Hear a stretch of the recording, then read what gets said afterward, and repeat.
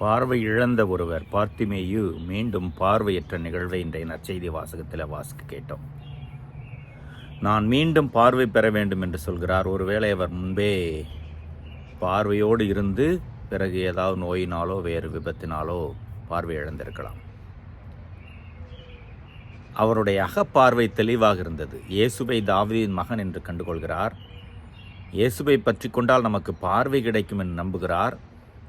கூட்டம் அவரை அதட்டிய போதும் பொருட்படுத்தாமல் இன்னும் சத்தமாக, தாவீதின் மகனே என் மீது இறங்கும் என்கிறார். இயேசு அழைத்த பொழுது மேலாடை உதறிவிட்டு ஓடி போகிறார். கட்டாயம் கிடைக்கும் என்று நம்பியவர் பெற்றுக்கொண்டார்.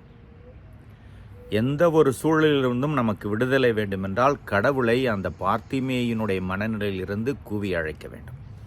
அதை மறக்கக்கூடாது.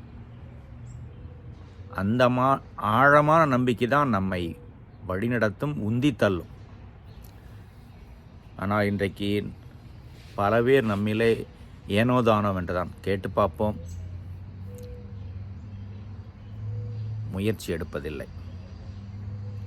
இந்த ஆழமான நம்பிக்கை நல்வாழ்வையும் தரும். முதல் வாசகத்திலே நம்முடைய பெருமை அல்லது பெருமைக்குரிய இயல்பை பற்றி பேதுரு சொல்கிறார்.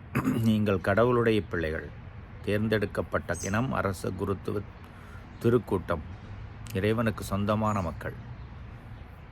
எனவே தீமைக்கோ பாவத்திற்கோ என்றைக்கும் அடிமையாகிவிடக்கூடாது.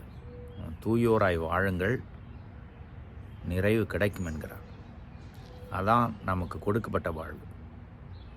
போராட்டமோ வேதனையோ துன்பமோ கஷ்டமோ வருகிற பொழுது அதை தாண்டு எழுந்து வந்து இயேசுவை கூவி அழைத்து பார்வை பெற்றுக்கொண்டு தெளிவாக நம்முடைய மனநிலையை உருவாக்கி கொள்வோம். அதுதான் ஜெபமும் கூட.